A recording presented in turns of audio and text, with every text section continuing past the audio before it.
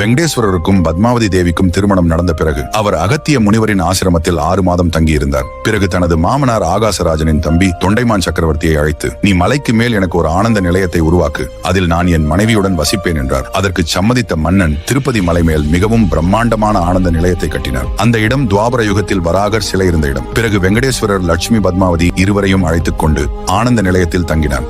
இதனால் தொண்டைமான் சக்கரவர்த்திக்கு ஆணவம் அதிகரித்தது. இதனால் சிறிது தவறுகளை செய்ய ஆரம்பித்தார். இருப்பினும் பத்மாவதியின் முகத்திற்காக வெங்கடேஸ்வரர் அனைத்தையும் பொறுத்துக் கொண்டார். ஆனால் ஒரு நாள் அவர் செய்யக்கூடாத தவறை செய்தார் தொண்டைமான். இது நான் கட்டிய மாளிகை, நான் எப்போது வேண்டுமானால் வருவேன் என்று சீனிவாசர் அவர்களின் மனைவிகளுடன் இருக்கும் பொழுது அந்த இடத்திற்கு வருவார். இதில் ஆத்திரமடைந்த வெங்கடேஸ்வரர், உனக்கு அறிவு இருக்கிறதா? நீ கட்டிய இடமாக இருந்தால் எந்த நேரத்திலும் உள்ளே வருவாயா என்று கோபமாக கேட்டு, இப்பொழுதே நான் என்னுடைய மனைவிகளை அழைத்துக் கொண்டு இந்த இடத்தை விட்டு புறப்படுகிறேன் என்றார். அப்பொழுது தொண்டைமான் வெங்கடேஸ்வரரின் காலில் விழுந்து, பிரபு, என்னை மன்னித்து விடுங்கள், நீங்கள் இந்த இடத்தை விட்டு சென்றால் அப்பொழுதே நான் இறந்து விடுவேன் என்றார். தனது பக்தன் வருத்தப்படுவதை கண்டு வெங்கடேஸ்வரர் சாந்தமடைந்து, இன்றிலிருந்து இந்த குன்றின் மேல் நான் சிலை வடிவில் காட்சி கொடுப்பேன். நான் சிலையாக இருந்தாலும் நான் அனைத்தையும் காண்பேன். என் பக்தர்கள் என்னை காண ஏழுமலை தாண்டி வந்து என்னை தரிசி இருப்பார்கள் என்று தொண்டைமான் சக்கரவர்த்திக்கு ஆசி வழங்கினார். ஓம்.